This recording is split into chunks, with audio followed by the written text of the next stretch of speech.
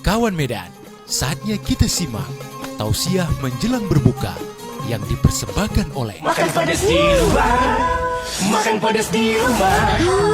Paling nikmat minumnya teh pucuk harum, teh pucuk harum, teh pucuk harum. Mau di dalam atau di luar rumah, minumnya teh pucuk harum. Bikin seger di mana aja. Assalamualaikum warahmatullahi wabarakatuh. Segala puji bagi Allah, salawat dan salam atas Rasulullah sallallahu alaihi wasallam. Semoga kelak kita akan mendapatkan syafaatnya di yaumil akhirat kelak. Amin ya rabbal alamin. Kawan Medan, setelah kita bahas kemarin tentang Al-Quran, hari ini kita ngajak nih kawan Medan untuk jangan pernah ninggalin sholat. Sebab sholat itu menjadi pembeda antara kita dengan orang non-muslim. Kata Rasulullah, Al-ahdul ladzi bainana wa bainahum as-salah. Perjanjian yang membedakan antara kita dengan non-muslim itu terletak pada sholatnya. Maka kawan Medan, dalam menjalankan ibadah puasa, sholat fardunya jangan pernah ditinggalkan. Sebab kalau meninggalkan sholat fardu, percuma kita akan mendapatkan pahala puasa, tapi kalau kita mendapatkan juga dosa karena meninggalkan sholat fardu.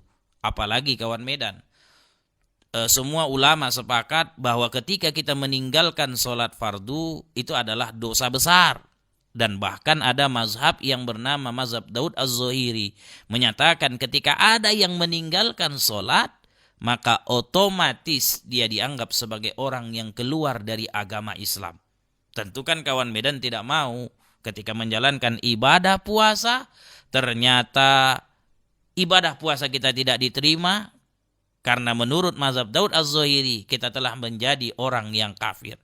Kawan Medan, terkait dengan masalah ibadah sholat ini, yang menjadi pembeda antara kita dengan orang-orang non-muslim, tentu saja ini menjelaskan kepada kita bahwa sholat itu adalah ibadah khusus yang diwajibkan kepada kita.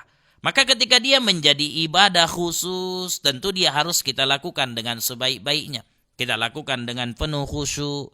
Kita katakan pada diri kita bahwa inilah bukti aku diciptakan oleh Allah subhanahu wa ta'ala.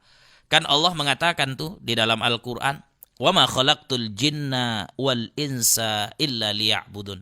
Tidak aku ciptakan jin dan manusia, kata Allah, kecuali adalah untuk beribadah kepada aku. Maka ibadah yang kita lakukan, ibadah fardu yang harus kita lakukan setiap hari, itu adalah sholat.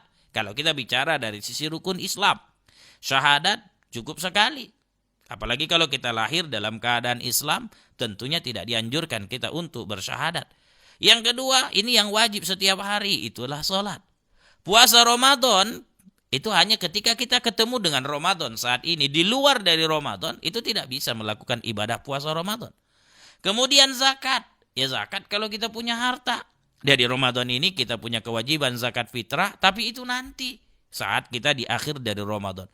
Kemudian apa lagi? Menunaikan ibadah haji. Tidak bisa dilakukan setiap hari. Itu harus menunggu bulan Dzulhijjah. Ibadah fardu yang diwajibkan buat kita setiap hari adalah sholat. Makanya wajar bila Rasul mengatakan Al-ahdul ladzi bainana wa bainahum as-salah. Perjanjian antara kita dengan mereka yang membedakannya adalah letaknya pada sholat. Yang pernah tinggalkan sholat, kawan Medan dimanapun Anda berada. Sampai ketemu besok, kita akan berbicara tentang pintu-pintu kebaikan dalam Islam. Terima kasih. Assalamualaikum warahmatullahi wabarakatuh.